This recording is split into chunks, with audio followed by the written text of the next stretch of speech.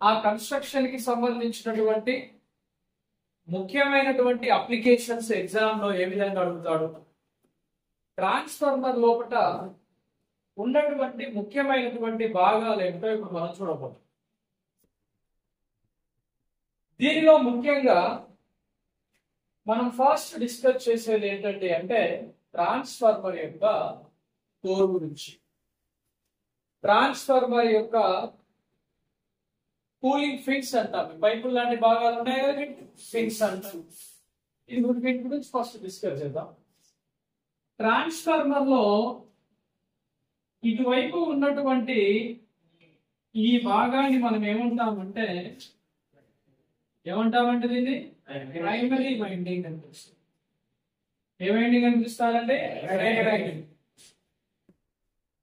ఈ primary winding అనేది మనకు ఖచ్చితంగా ట్రాన్స్ఫార్మర్ లో దేని వైపు ఉంటుందంటే ఇది ఇన్పుట్ వైపు ఉంటుంది. ఈ విషయం మనందరికీ తెలుసు. దేని వైపు ఉంటుందంటే ఇది ఇన్పుట్ వైపు ఈ ట్రాన్స్ఫార్మర్ అనేది ప్రైమరీ వైండింగ్ కలిగి ఉంటుంది. రెండవ వైండింగ్ విషయానికి వస్తే ఈ ట్రాన్స్ఫార్మర్ లో రెండవ వైండింగ్ ని మనం ఎక్కడ దేనికంటే సెకండరీ అని పిలుస్తాం. దీని కన్స్ట్రక్షన్ పరంగా మనం సెకండరీ వైండింగ్ అని పిలుస్తాం. ఈ సెకండరీ వైండింగ్ అనేది మనకి దేనితో సంబంధాన్ని కలిగి ఉంటుంది, అవుట్పుట్ తో సంబంధాన్ని కలిగి ఉంటుంది. దానికి పెట్టుకున్న పేరు ఏంటంటే లోడ్ అని పిలుస్తాం. లోడ్ అని పిలుస్తాం. అయితే ఇప్పుడు మనం తెలుసుకోవాల్సిన విషయం ఏంటంటే ట్రాన్స్ఫార్మర్ లో ఈ వైండింగ్ లోపల ఖచ్చితంగా మునిగే విధంగా ఉంటున్నట్లు ఆయిల్ ని పోస్తారు. ఆయిల్ యొక్క స్వభావం కూడా ఎలా ఉండాలో, ఏ విధంగా ఉండాలో మనం డిస్కస్ చేద్దాం. ఆయిల్ యొక్క స్వభావము లో విస్కాసిటీతో ఉండే విధంగా, ఎక్కువ వేడిని స్వీకరించే విధంగా, ఆయిల్ అనేది పోసేటప్పుడు కలర్లెస్ లో ఉండి ఆ ఆయిల్ అనేది ఇన్సులేషన్ యొక్క స్ట్రెంగ్త్ ని పెంచడానికి ఈ ట్రాన్స్ఫార్మర్ యొక్క వైండింగ్ లోపల మొత్తం మునిగే విధంగా ఉంటుంది. ఆయిల్ ఏముంటుంది అంతా ఆయిల్, ఇదంతా ఆయిల్. ఈ ఆయిల్ అనేది మళ్ళీ ఎక్కడ దాకా ఉంటుంది చూడండి ఒకసారి. ఇక్కడ ఉన్నటువంటి భాగాన్ని మనం బక్సన్ రిలే లేదా బుక్లోజ్ రిలే అంటాం. దాని తర్వాత మళ్ళీ మనకు ఉన్నటువంటి ఈ భాగాన్ని మనం ఏమంటామంటే కన్సర్వేటర్ అంటాం. ఏమంటామండి? అంటే ట్రాన్స్ఫార్మర్ యొక్క ఆయిల్, ఈ భాగాన్ని మనం ఆయిల్ అని పిలుస్తాం. ఈ భాగాన్ని మనము కూలింగ్ పిన్స్ అని లేదా దీనిని కూలింగ్ ట్యూబ్స్ అని పిలుస్తారు. ఇది కూలింగ్ యొక్క ట్యూబ్స్ అని పిలుస్తాం. ఈ భాగాన్ని మనం ఏమని పిలుస్తామంటే బ్రీతర్ అని పిలుస్తాం. ట్రాన్స్ఫార్మర్ యొక్క ఈ భాగాన్ని.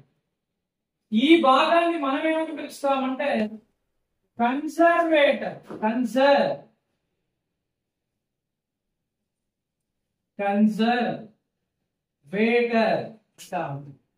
లేదా కన్సర్వేటర్ అని కూడా కన్సర్వేటర్ ట్యాంక్ అని పిలుస్తున్నాం. దీనిలో లాస్ట్ టైం ఉన్న డిఆర్డిఓ ఎగ్జామ్ లో క్వశ్చన్ అడిగాడు కన్సర్వేటర్ ట్యాంక్. అది చాలా ఇంట్రెస్టింగ్ క్వశ్చన్, అది మంచి క్వశ్చన్ అడిగాడు. దాంతో పాటుగా ఈ పైన ఉన్నటువంటి భాగాన్ని మనం ఎక్స్ప్లోనేషన్ వెంట్ అంటాం. ఎక్స్ప్లోనేషన్ వెంట్ పరికరము అని పిలుస్తాం. ఎక్స్ప్లోనేషన్ వెంట్ పరికరం అని పిలుస్తాం. ఇది ఒక ముఖ్యమైనటువంటి భాగం. ఇటువైపు ఉన్నటువంటి దాన్ని మనము ప్రైమరీ వైండింగ్ అంటాం. ఏమని పిలుస్తామంటే ప్రైమరీ వైండింగ్ అని పిలుస్తాం. మరి ఒక వైపు ఉన్నటువంటి భాగాన్ని మనము సెకండరీ వైండింగ్ అంటాం లేదా ద్వితీయ వైండింగ్ అని పిలుస్తాం. సెకండరీ వైండింగ్ లేదా ద్వితీయ వైండింగ్ అని పిలుస్తాం. ఇది రఫ్ గా ట్రాన్స్ఫార్మర్ యొక్క కన్స్ట్రక్షన్. మరి ఇటువంటి ట్రాన్స్ఫార్మర్ యొక్క కన్స్ట్రక్షన్ లో ఏమేమి భాగాలు ఉంటాయి, ఏ విధంగా ఉంటాయో తెలుసుకోవడానికి అన్నప్పుడు అసలు ట్రాన్స్ఫార్మర్ ని ఎందుకు ఉపయోగించాలి? ట్రాన్స్ఫార్మర్ వల్ల ప్రధాన ఉపయోగం ఏమిటి అని ఒకసారి చూస్తే, ట్రాన్స్ఫార్మర్ అనేది కాన్స్టెంట్ ఫ్రీక్వెన్సీ డివైస్ అన్న. కాన్స్టెంట్ ఫ్రీక్వెన్సీ డివైస్ అంటే స్థిరమైనటువంటి ఫ్రీక్వెన్సీ వద్ద మాత్రమే పనిచేస్తుంది. ఓకే, నెక్స్ట్ ట్రాన్స్ఫార్మర్ ని కాన్స్టెంట్ పవర్ డివైస్ అని పిలుస్తారు. కాన్స్టెంట్ పవర్ డివైస్ అని పిలుస్తారు. ఇంకా ఏమంటారు, ట్రాన్స్ఫార్మర్ యొక్క ఇన్పుట్ అండ్ అవుట్పుట్ యొక్క ఫేజ్ డిస్ప్లేస్మెంట్. ఏ డిస్ప్లేస్మెంట్ అంటే ఫేజ్ డిస్ప్లేస్మెంట్ యొక్క phase shift value. Phase shift value అనేది ఎంత ఉంటుందండి, 180 డిగ్రీస్ అనేది ఉంటుందండి, 180 డిగ్రీస్ ఉంటుంది. ట్రాన్స్ఫార్మర్ ని మెయిన్ గా నెగటివ్ ఫీడ్బ్యాక్, ఏంటంటే నెగటివ్ ఫీడ్బ్యాక్ కోసం మనం ఉపయోగిస్తాము. ఇది కేవలం ఏం చేస్తుంది, step up the voltage or step down the voltage ని మారుస్తుంది అని మనం తెలుసుకున్నాం లాస్ట్ క్లాస్. ఒకవేళ ఎగ్జామ్ లో నేను క్వశ్చన్ అడుగుతాడు, ఏమంటాడు, 230 వోల్టుల డిసి సప్లైని ట్రాన్స్ఫార్మర్ కి అందించినప్పుడు అది 50 హెర్ట్జ్. మళ్ళీ చూడండి కన్ఫ్యూజ్ అవడానికి 50 హెర్ట్జ్ అని కూడా ఇస్తాడు. ఒక క్వశ్చన్ ఇచ్చాడు ఎగ్జామ్ లో 50 హెర్ట్జ్ సప్లై అని కూడా అడుగుతాడు. అంటే 50 హెర్ట్జ్ సప్లై డిసికి ఉంటుందా? ఉండదు. 0 హెర్ట్జ్ సప్లై మాత్రమే ఉంటుంది. మరి ఇటువంటి పరిస్థితిలో 50 హెర్ట్జ్ సప్లై అని అంటే అది డిసి సప్లై అని అన్నప్పుడు ఆ ట్రాన్స్ఫార్మర్ కి సప్లై చేస్తే ఏమైతుంది, అది బర్న్ అవుతుంది. బర్న్ అంటే ఏంటిది, కాలిపోతుంది. దాని వైండింగ్ ఏమవుతుందని చెప్పాము మనం, కాలిపోతుంది అని తెలుసు. మరి ఏ వైండింగ్ కాలిపోతుంది, ప్రైమరీ వైండింగ్ అనేది కాలిపోవడం జరుగుతుంది ట్రాన్స్ఫార్మర్ లో. అందుకే మనం ట్రాన్స్ఫార్మర్ లో ఏ ఎనర్జీ కోసం వాడాలి, కేవలం ఏసీ ఎనర్జీ కోసమే వాడాలి. డిసి ఎనర్జీ కోసం ట్రాన్స్ఫార్మర్ ని మనం ఉపయోగించము అనే విషయం మీకు అందరికీ తెలుసు. దాని తర్వాత చూస్తే ట్రాన్స్ఫార్మర్ లో మనకి మెయిన్ గా ఉండేటువంటి పార్ట్స్ మీద మనల్ని క్వశ్చన్ అడుగు. ఏమి పార్ట్స్ ఉంటాయి అని అంటే, ట్రాన్స్ఫార్మర్ లో కోర్ కదా. ఫస్ట్ మనం ఏదైనా ట్రాన్స్ఫార్మర్ కన్స్ట్రక్షన్ చేసేటప్పుడు ముఖ్యంగా మనం గుర్తుంచుకోవాల్సింది కోర్. ఎంతండి, కోర్. అంటే కోర్ లోపల మనకి ఎన్ని రకాలైనటువంటి కోర్స్ ఉంటాయి అనే విషయాలు చూడాలి. మన కోర్ విషయానికి వస్తే, ట్రాన్స్ఫార్మర్ కోర్ లో పొడవు ఎక్కువగా ఉండి వెడల్పు తక్కువగా ఉన్నటువంటి నిర్మాణాలని రెక్టాంగులర్ అంటాము. తెలుగులో దీన్ని దీర్ఘ చతురస్రము అని పిలుస్తాం. అంటే ఈ విధంగా పొడవు ఎక్కువగా ఉండి వెడల్పు తక్కువగా ఉన్నటువంటి రెక్టాంగులర్ కోర్స్ కావచ్చు, లేకపోతే స్క్వేర్ టైప్ కన్స్ట్రక్షన్, పొడవు మరియు వెడల్పులు సమానంగా ఉన్నటువంటి స్క్వేర్ టైప్ కన్స్ట్రక్షన్ అయినా కావచ్చు. ఈ విధంగా పొడవు మరియు వెడల్పులు ఎలా ఉంటాయి, దీంట్లో సమానంగా ఉంటాయి. మరియు ట్రాన్స్ఫార్మర్ యొక్క కోర్ లో ఇట్లా డాక్టర్ సింబల్ లెక్క మనకు కనిపించే సింబల్ ని క్రూసిఫార్మ్ అంటారు. ఏమంటామండి, క్రూసిఫార్మ్. గూగుల్లో పెట్టిన వస్తుంది, క్రూసిఫార్మ్ అంటారు. ఈ క్రూసిఫార్మ్ లోపల ఉన్నటువంటి ఈ కోర్ వల్ల మనకి తక్కువ నష్టాలు ఏర్పడతాయి. ఏ నష్టాలు? కోర్ లో సంబంధించే నష్టాలు ఏమిటి? ఐరన్ లాసెస్ అని పిలుస్తారు. ఐరన్ లాసెస్ ఎన్ని రకాలు? రెండు రకాలుగా ఉంటాయి. ఒకటి ఎడ్జీకరెంట్ లాసెస్, రెండోది హిస్టెరిసిస్ లాసెస్ అంటాం. అంటే ట్రాన్స్ఫార్మర్ యొక్క కోర్ అనేది దేన్ని డిసైడ్ చేస్తుంది అంటే హిస్టెరిసిస్ లాసెస్ ని డిసైడ్ చేస్తుంది. అర్థమవుతుందా? ఎందుకంటే ఈ కోర్ ని మనం తీసుకునేటప్పుడు క్రూజింగ్ ఫార్మ్ లోపల చాలా తక్కువ పరిమాణంలో నష్టాలు వస్తాయి. అంటే ట్రాన్స్ఫార్మర్ యొక్క క్రూజింగ్ ఫార్మ్ యొక్క కోర్ యొక్క ఆకృతి అనేది ఎలా ఉంటుందండి? లో మ్యాగ్నెటిక్ లాసెస్, తక్కువ నష్టాలను ఇస్తాయి. కోర్ మీద ఒకవైపు ప్రైమరీని, మరొక వైపు సెకండరీని తీసుకొస్తాం. దీనికి క్వశ్చన్ అడుగుతాడు. ఏమని అడుగుతాడు? ట్రాన్స్ఫార్మర్ యొక్క కోర్ యొక్క పైభాగం మీద మనము కొన్ని నష్టాలు ఉంటాయని చెప్పాం. దీని గురించి మళ్ళీ తర్వాత డిస్కస్ చేద్దాం. అది చాలా పెద్ద లెంత్ సిలబస్. దాని గురించి మళ్ళీ మనకు ఆఫ్ లోడ్ ఎంత, ఫుల్ లోడ్ ఎంత నష్టాలు అనే ఒక టాపిక్ ఉంటుంది. దాని తర్వాత ఫస్ట్ కన్స్ట్రక్షన్ చూడండి. ఈ విధంగా మనకు తక్కువగా ఉండేటువంటి నష్టాలైనటువంటి క్రూసిఫామ్ ని ఎట్టి పరిస్థితుల్లో ఎక్కువసేపు వాడడానికి అవకాశం ఉండదు కాబట్టి ఈ విధమైనటువంటి కోర్ కన్స్ట్రక్షన్ మీద ఒకవైపు మనం ఏం చేస్తాము, ప్రైమరీ వైండింగ్ ని, మరొక వైపు ఏం చేస్తాము, సెకండరీ వైండింగ్ ని తీసుకొస్తాము. ఈ సెకండరీ వైండింగ్ ప్రైమరీ వైండింగ్ లో ప్రైమరీ వైండింగ్ ఒకవేళ ఎల్వి ఉంటే ఇంకొకటి ఏముంటుంది, హెచ్వి ఉంటుంది. కాబట్టి ఇక్కడ ఎల్వి మీద హెచ్వి మీద బిట్లు అడుగుతాడు. ఎల్వి అంటే ఏంటిది, లో వోల్టేజ్, హెచ్వి అంటే హై వోల్టేజ్.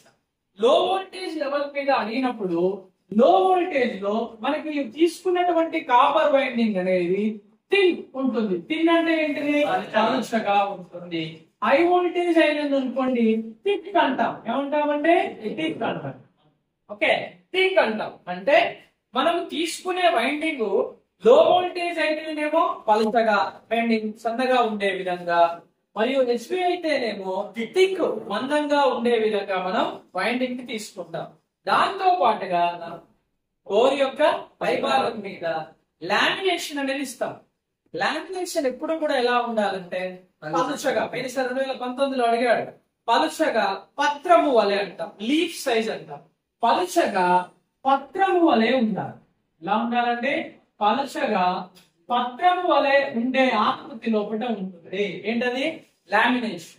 ఎందుకు లామినేషన్ చేయాలి మరి ట్రాన్స్ఫార్మర్ లో అంటే ఎడ్డీ కరెంట్ నష్టాలు. ఏ నష్టాలండి, ఎడ్డీ కరెంట్ యొక్క నష్టాలను తగ్గించడానికి. ఒకటి వినండి మంచిగా, ఏ నష్టాలను తగ్గించడానికి, ఎడ్డీ కరెంట్ యొక్క నష్టాలను తగ్గించడానికి, reduce the eddy current losses తగ్గించడానికి మనం ఏం చేయాలి, కోర్ ని లామినేషన్ చేయాలి. ఈ లామినేషన్ యొక్క మందం ఎంత ఉండాలి అంటే 0.35 mm నుండి 0.5 mm పరిమాణం లోపల ఉండాలి. అడుగుతాడు క్వశ్చన్, కోర్ యొక్క లామినేషన్ పలసగా ఉండాలి, మందంగా ఉండాలి, పలసగా ఉండాలి అంటే ఈ లామినేషన్ అనేది మళ్ళీ మనకి ఎల్ షేప్ అంటాం. మళ్ళీ మీకు కోర్ టైప్ షెల్ టైప్ లోపల వస్తుంది. ఎల్ లామినేషన్ అంటాం. ఇంకోటి ఏంటిది, ఐ లామినేషన్ అని కూడా అంటాం, లేదా ఈ లామినేషన్. 2022లో దీని మీద పెట్టించాడు, ఒక బాక్స్ ఇచ్చి బాక్స్ లో పెట్టించాడు. L lamination, I lamination. ఈ లామినేషన్ ని ఆ కన్స్ట్రక్షన్ కి రీతిగా మనం వాడతాం. ఎలా వాడతామంటే మనకు వైండింగ్ లో రెండు రకాలుగా ఉన్నాయి. ఒకటి సిలిండరికల్ వైండింగ్ అంట, రెండవది ఏంటిది సిలిండరికల్, అండ్ రెండవది శాండ్విచ్ వైండింగ్ అంట. శాండ్విచ్ వైండింగ్ విధానం అంటాం. ఒక వైండింగ్ మీద మరొక వైండింగ్ విధానం ఉంటుంది. కోర్ యొక్క రకాలను బట్టి చూస్తే ఇలా మనకు ఉన్నటువంటి ఈ నిర్మాణాన్ని ఇలా ఉంటుంది అనుకో, ట్రాన్స్ఫార్మర్ యొక్క కోర్. దీన్ని మనం ఏమంటామంటే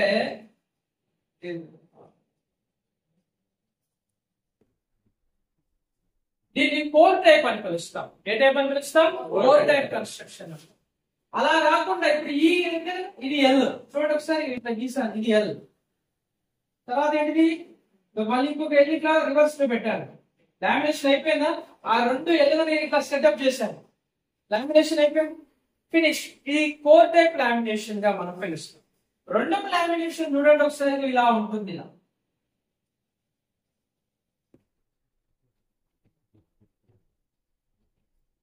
చూడండి ఒకసారి, చూడడానికి ఎలా ఉంది. ఇప్పుడు నేను దీన్ని విడదీసి రాస్తాను చూడండి. ఇక ఇక్కడ ఈ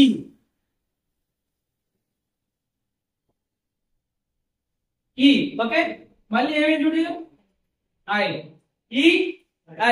లేదా దీనికి కూడా చూడండి ఇలా ఈ రాశాను, ఇంకొక ఈని ఇలా పెట్టాను.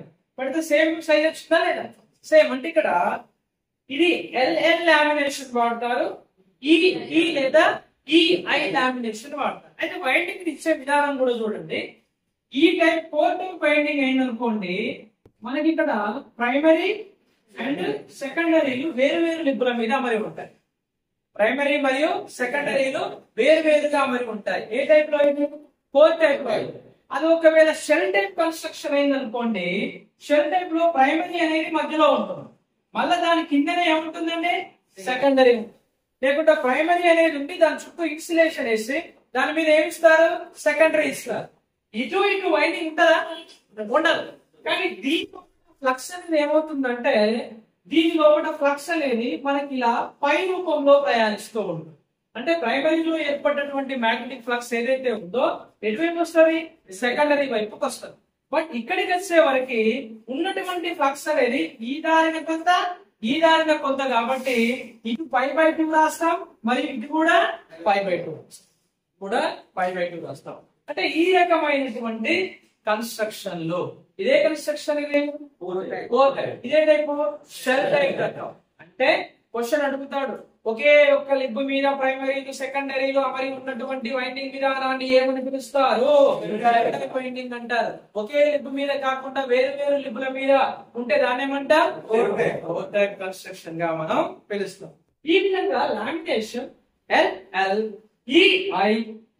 ఈ లామినేషన్ దీని గురించి పెద్ద టాస్క్ ఉంటుంది. మళ్ళీ సింగిల్ ఫేజ్ లో ఎలా వాడాలి, 3 ఫేజ్ లో ఎలా వాడాలో తర్వాత చూద్దాం.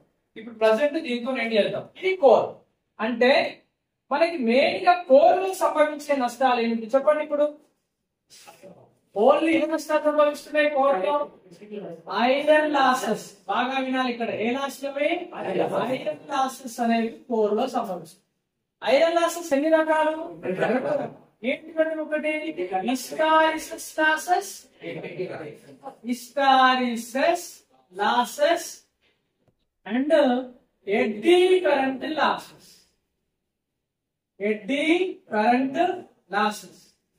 హిస్టారిసిస్ లాసెస్ అంటే లాసెస్, లో హిస్టారిసిస్ కోఎఫిషియంట్ లాసెస్ అవునా కదా? చూడండి ఒకసారి ఫస్ట్ క్వశ్చన్ లో లో హిస్టారిసిస్ లాసెస్, లో హిస్టారిసిస్ కోఎఫిషియంట్, లో రిలాక్టెన్స్, హై పర్మియబిలిటీ. అర్థమవుతుందా? లో రిలాక్టెన్స్, హై పర్మియబిలిటీ 4 క్యారెక్టర్లు రావాలి. ఏమేం క్యారెక్టర్స్ అవి? ఒకటి చెప్పండి, ఒకసారి చెప్పండి. లో హిస్టారిసిస్ లాసెస్. నెక్స్ట్ లో హిస్టారిసిస్ కోఎఫిషియంట్ లాసెస్.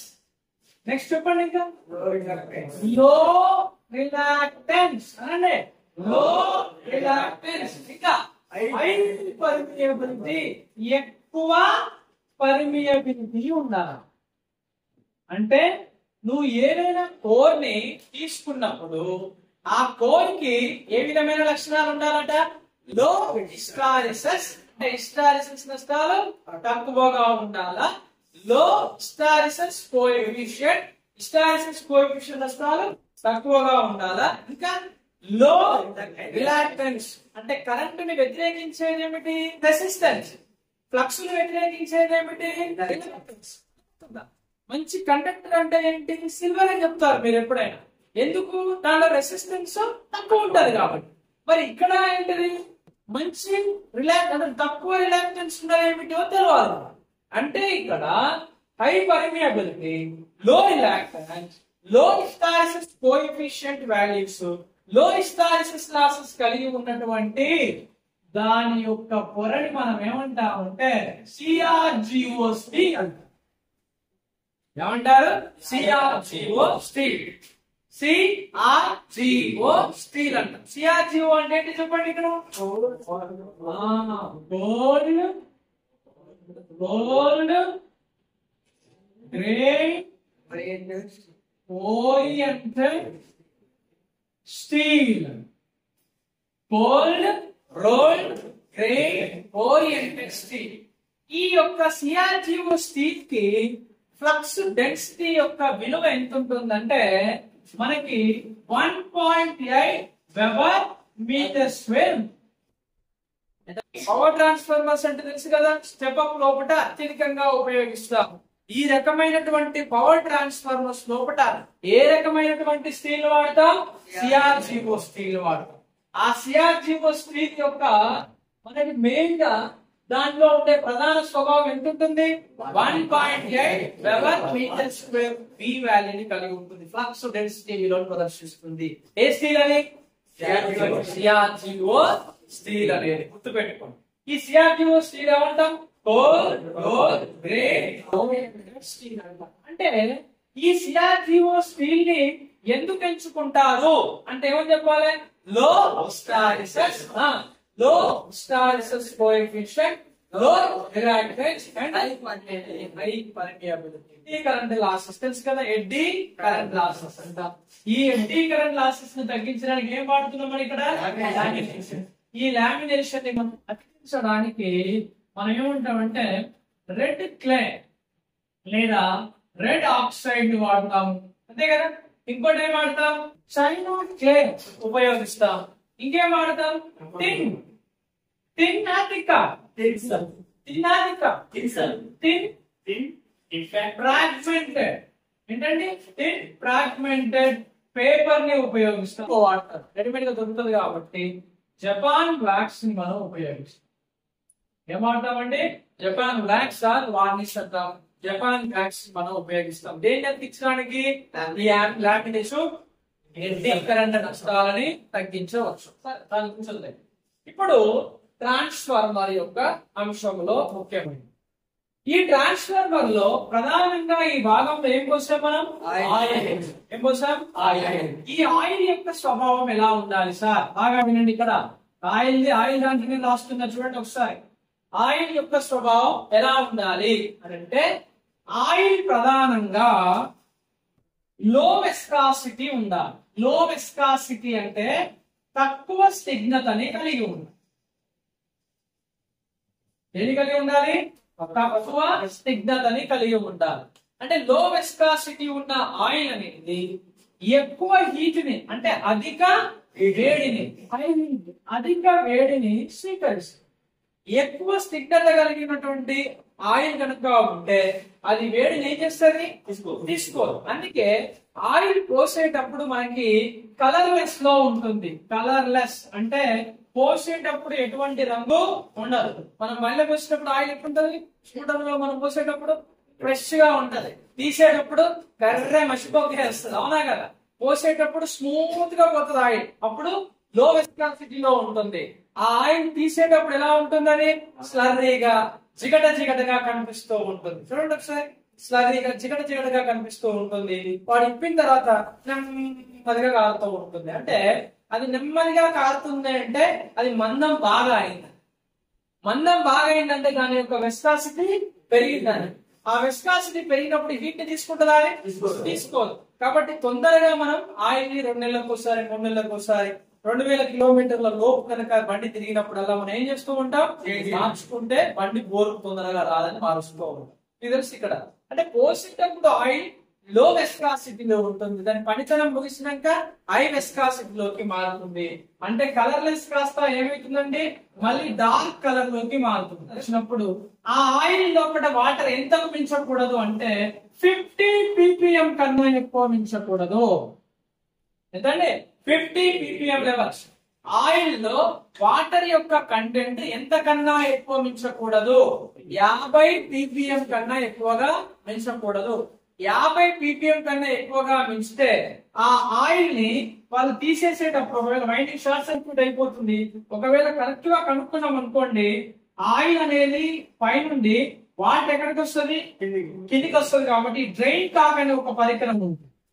డ్రైన్ కాక్ అనే పరికరం ఉంటుంది. ఈ డ్రైన్ కాక్ అనే పరికరం గుండా ఆ వాటర్ ని మనం బయటకు తీసేయచ్చు. వాటర్ మన ఒకవేళ ఆయిల్ యొక్క పనితనం ముగిసింది అనుకోండి, ఆ యొక్క ఆయిల్ ని కూడా మనం తీసి మళ్ళీ దాన్ని ప్యూరిఫై చేసుకోవచ్చు. దానికోసం మనం ఆయిల్ ఫిల్టర్ మిషన్స్ ని ఉపయోగిస్తారు. ఏం ఉపయోగిస్తారంటే ఆయిల్ ఫిల్టర్ మిషన్స్ ని ఉపయోగిస్తారు. ఈ ఆయిల్ ఫిల్టర్ మిషన్స్ ద్వారా మనం ఆయిల్ ని ప్యూరిఫై చేసుకోవచ్చు. దీని గురించి నేను నెక్స్ట్ చెప్తాను. ఆయిల్ ఫిల్టర్ మిషన్ ఏంటి, దానిలో 2 ఎలక్ట్రోడ్ల మధ్య దూరం ఎంత ఉండాలా, ఏ విధంగా ఉంటుందనేది నేను తర్వాత డిస్కస్ చేస్తాను. పోసేటప్పుడు ఈ ఆయిల్ అనేది ఎలా ఉండాలి అంటే మినరల్ ఆయిల్. ఏంటంటే దీన్ని మినరల్ ఆయిల్. అడుగుతాడు క్వశ్చన్, ట్రాన్స్ఫార్మర్ లో పోసే ఆయిల్ ఏమి ఉండాలి? కి ఎక్స్టెన్షన్ గా అంటే దాన్ని డెవలప్ చేసే విధంగా విస్తృతపరచడం కోసం మనం ఉపయోగించే భాగం ఏంటిది? కన్జర్వేటర్. ఏంటది?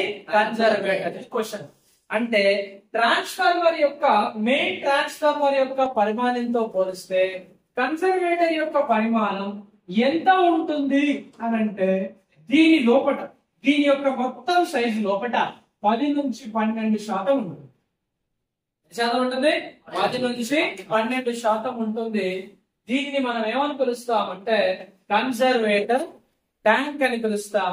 అంటే ట్రాన్స్ఫార్మర్ యొక్క ఆయిల్ కి ఎక్స్టెన్షన్ గా, ట్రాన్స్ఫార్మర్ లో వేడైనటువంటి ఆయిల్ యొక్క సంకోచ వ్యాకోచాలకి వీలుగా ట్రాన్స్ఫార్మర్ లోకి చల్లని గాలిని బ్రీతర్ ద్వారా పంపడానికి మరియు ట్రాన్స్ఫార్మర్ యొక్క ఆయిల్ యొక్క విస్తరణ లేదా ఎక్స్టెన్షన్ ని 10 నుంచి 12% పరిమాణంలో కన్జర్వేటర్ పరిమాణాన్ని తీసుకొని దేని పరిమాణంలో ట్రాన్స్ఫార్మర్ యొక్క హోల్ ట్యాంక్ పరిమాణంలో 10 నుంచి 12% పరిమాణాన్ని తీసుకొని మనం సెటప్ చేస్తే ఆ భాగాన్ని ఏమంటాం కన్జర్వేటర్.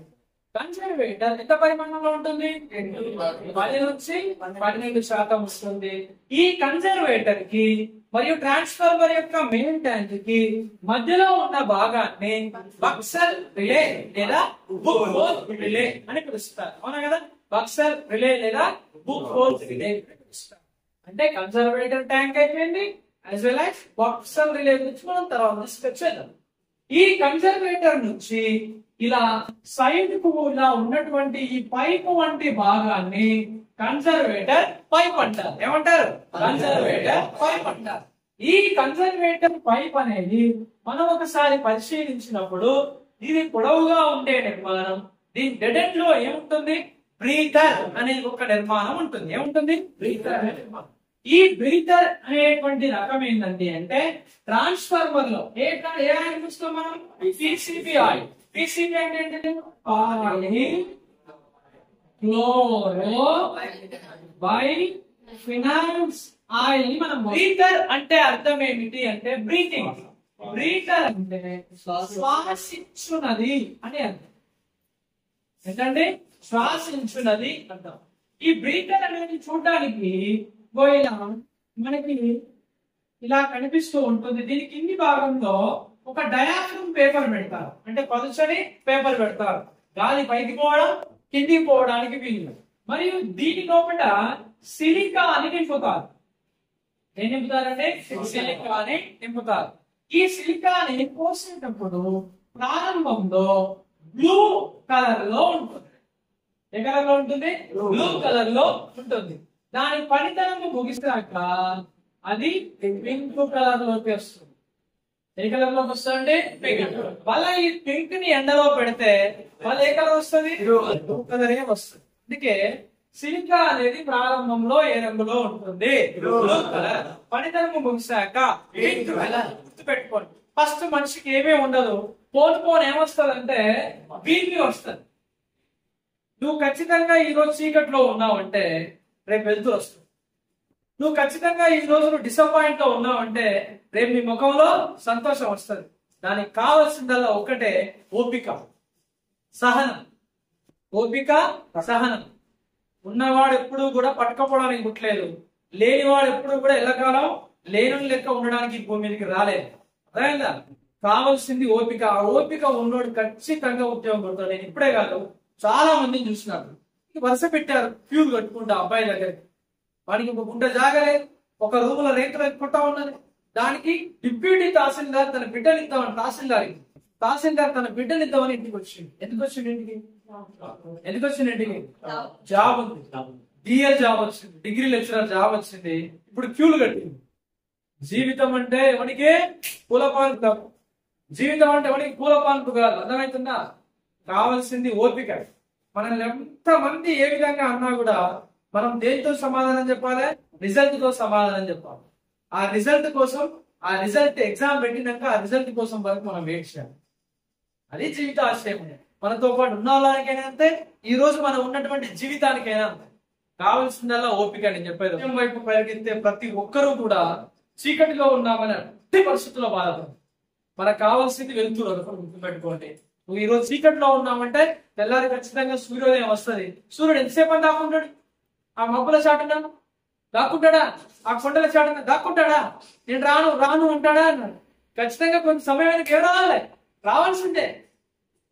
అవునా కదా? జీవితం అంతే. ఆ క్షణికాల విషయంలో మనం ఏం చేసుకోవద్దు. చిన్న చిన్న ఆలోచనలు ఇవ్వండి. ఒక మాట ఎవడన్నా అన్నా కూడా వెళ్ళిపోవాలి, నవ్వాలి, వెళ్ళిపోవాలి అంతే. దానికి రిజల్ట్ ఎట్లుండాలంటే దానికి తగ్గట్టు ఉండాలి, ఆ విధంగా ఉండాలి. Fit for time.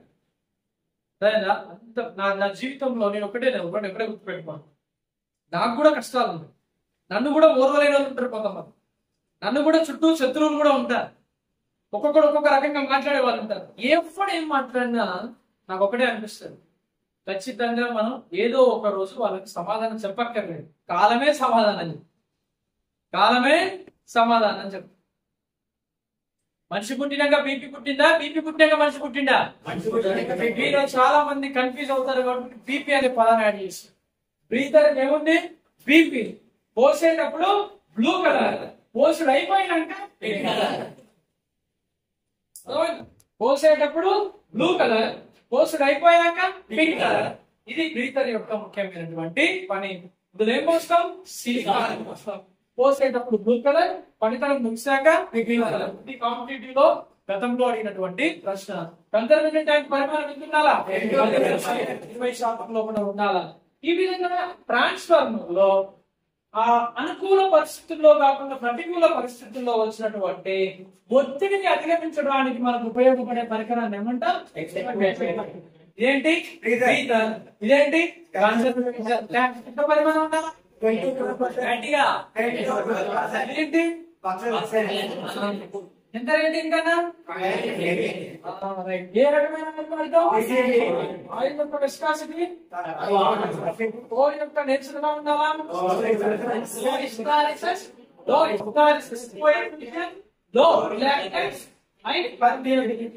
కలిగి ఉండాలా? ఎల్వి వైండింగ్ ఎలా ఉండాలా? హెచ్వి వైండింగ్ ఎలా ఉండాలా అనేది ఉండాలి. ఇది గుర్తుపెట్టి, ఈ యొక్క ఆయిల్ అనేది వాడుతూ ఉంటే హీట్ అవుతుంది. టీవీ వాడినా హీట్ అవుతుంది, నువ్వు ఫోన్ ఛార్జింగ్ పెట్టినా హీట్ అవుతుంది. ఖచ్చితంగా ఏదైనా పని జరుగుతుంటే హీట్ అవుతుంది. ఇప్పుడు 5-6 గంటలు పాఠం చెప్పినట్టు వరుసగా నా బుర్ర కూడా ఏమైతుంది? అందుకే నేనేమంటా, బ్రేక్ అనుకుంటావా అనుకో, ఒక 5-10 నిమిషాలు. అంటే ఇక్కడ ఆయిల్ కూడా హీట్ అవుతుంది. ఆ హీట్ అయినటువంటి ఆయిల్ అనేది చూడండి ఒకసారి, హీట్ అయినటువంటి ఆయిల్ అనేది ఎక్కువ స్నిగ్ధతని కలిగి ఉంటుంది. అది ఏమైతుంది? ఇందులోకి వస్తుంది. ఇందులోకి వచ్చింది ఈ కూలింగ్ ఫిన్స్ లేదా ట్యూబ్స్ అని. ఫిన్స్ అని ఎందుకు అంటామంటే, ఈ ట్యూబులు పలసగా ఉంటే ఫిన్స్ అని, మందం ఎక్కువగా అయితే ట్యూబ్స్ అని పిలుస్తారు. మందం ఎక్కువ అయితే ట్యూబ్స్ అంటారు, పలసగా ఉంటే ఫిన్స్ అంటారు. ఈ కూలింగ్ ఫిన్స్ అనే ట్యూబ్స్ లోకి ఇలా వస్తుంది. ఏమొస్తుంది? ఆయిల్ అనేది వస్తుంది. ఈ ఆయిల్ అనేది వచ్చి ఈ యొక్క ఆయిల్ ఈ కూలింగ్ ఫిన్స్ లో ఉన్న తర్వాత ఇటు ఏదైనా పోతూ ఉంటుంది కదా, ఈ ఏదైనా పోయేటువంటి క్రమం లోపల ఈ ఆయిల్ ఏమైతుంది? చల్లబడుతుంది. మళ్ళీ దాని యొక్క డెన్సిటీ విస్కాసిటీ ఏమైతుంది? తగ్గి మళ్ళీ ట్రాన్స్ఫార్మర్ లోకి వస్తుంది. మళ్ళీ వేడైతుంది, మళ్ళీ వస్తుంది, మళ్ళీ వేడైతుంది, మళ్ళీ వస్తుంది.